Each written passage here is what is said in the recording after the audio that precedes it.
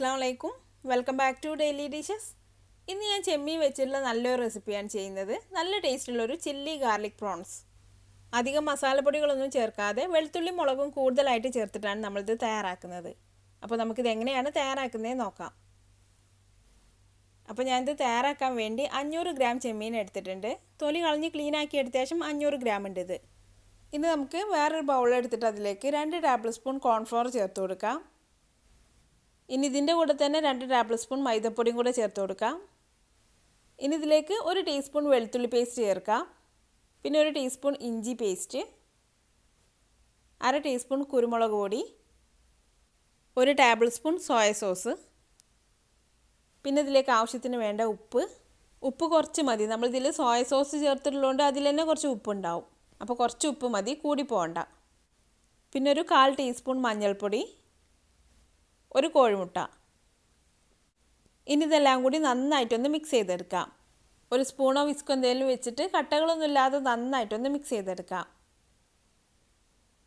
ഇതിപ്പോൾ ഞാൻ നന്നായിട്ട് മിക്സ് ചെയ്ത് വെച്ചിട്ടുണ്ട്. ഇനി ഇതിലേക്ക് നമ്മൾ ക്ലീനാക്കി വെച്ചിട്ടുള്ള ചെമ്മീൻ ചേർത്ത് കൊടുക്കാം.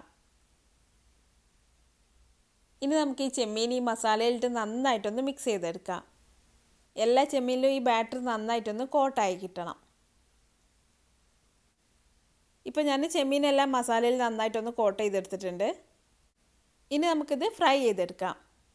അപ്പോൾ ഫ്രൈ ചെയ്തെടുക്കാൻ വേണ്ടി ഞാനൊരു പാൻ ചൂടാവാനായിട്ട് വെച്ചിട്ടുണ്ട്. ഇതിലേക്ക് കുറച്ച് ഓയിൽ ഒഴിച്ചു കൊടുക്കാം. ഇനി ഓയിൽ നന്നായിട്ട് ചൂടായി വന്നാൽ ചെമ്മീൻ ഇതിലേക്ക് ഇട്ട് കൊടുത്തിട്ട് ഫ്രൈ ചെയ്തെടുക്കാം.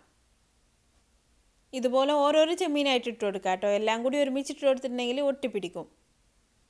ചെമ്മീനെല്ലാം ഓയിലിലേക്ക് ഇട്ട് കഴിഞ്ഞ ശേഷം മീഡിയം ഫ്ലെയിമിൽ വെച്ചിട്ട് വേണം നമുക്കിത് ഫ്രൈ ചെയ്തെടുക്കാൻ. എന്നാൽ ചെമ്മീനൊക്കെ നന്നായിട്ട് വെന്ത് കിട്ടുള്ളൂ. അപ്പോൾ ഇനി നമുക്കിതൊരു മീഡിയം ഫ്ലെയിമിൽ വെച്ചിട്ട് ഒരു 10-15 മിനിറ്റോളം തിരിച്ചും മറിച്ചൊക്കെ ഇട്ടിട്ട് നന്നായിട്ടൊന്ന് ഫ്രൈ ചെയ്തെടുക്കാം.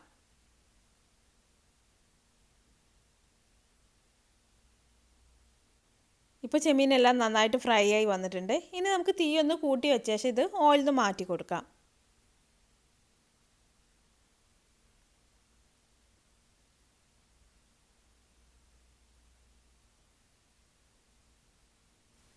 ഇപ്പോൾ ചെമ്മീനെല്ലാം നന്നായിട്ട് ഫ്രൈ ചെയ്ത് വെച്ചിട്ടുണ്ട്. ഇനി നമുക്ക് വേറൊരു പാൻ ചൂടാവാനായിട്ട് വെക്കാം.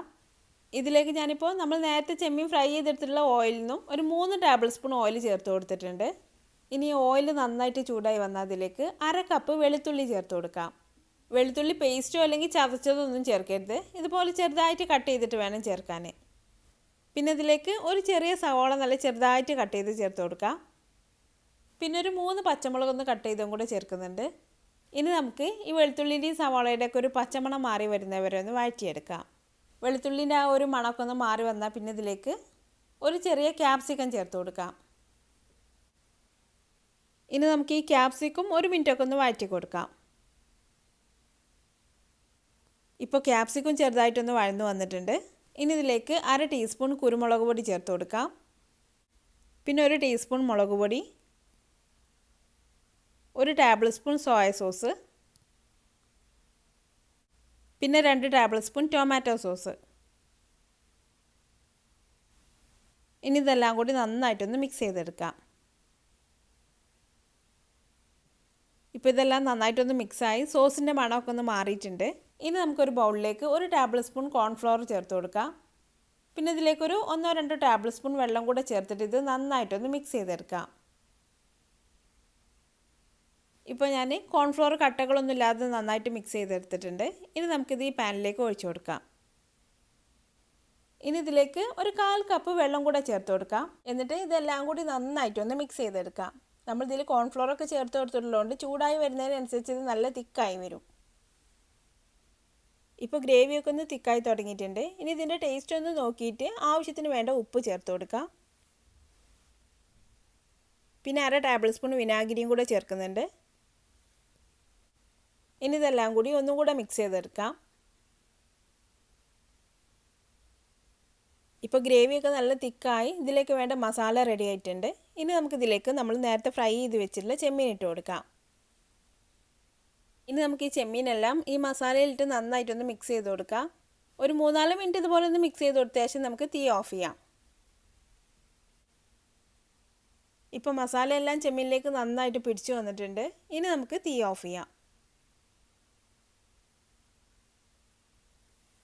ഇപ്പോൾ നമ്മുടെ ചില്ലി ഗാർലിക് പ്രോൺസ് റെഡി ആയിട്ടുണ്ട്. അധികം മസാലപ്പൊടികളൊന്നും ചേർക്കാതെ വെളുത്തുള്ളി മുളകൊക്കെ കൂടുതലായിട്ട് ചേർത്തിട്ട് തയ്യാറാക്കിയിട്ടുള്ളതിന് ഒരു പ്രത്യേക ടേസ്റ്റ് തന്നെയാണ്. അപ്പോൾ നിങ്ങൾ ഈ രീതിയിലൊന്ന് തയ്യാറാക്കി നോക്കിയിട്ട് അഭിപ്രായം എന്നെ കമൻറ്റിലൂടെ അറിയിക്കാൻ മറക്കരുത്. പിന്നെ നിങ്ങൾക്ക് എൻ്റെ വീഡിയോ ഇഷ്ടമായാൽ ലൈക്ക് ചെയ്യാനും ഷെയർ ചെയ്യാനും കമൻറ്റ് ചെയ്യാനൊന്നും മറക്കരുത്. പിന്നെ ഇതുപോലെ ഈസി ആയിട്ടുള്ള നല്ല ടേസ്റ്റി ആയിട്ടുള്ള റെസിപ്പികൾക്കായി ഈ ചാനലൊന്ന് സബ്സ്ക്രൈബ് ചെയ്തേക്കണേ. അപ്പോൾ അടുത്ത നല്ലൊരു റെസിപ്പി ആയിട്ട് വീണ്ടും കാണാം. Thanks for watching this video.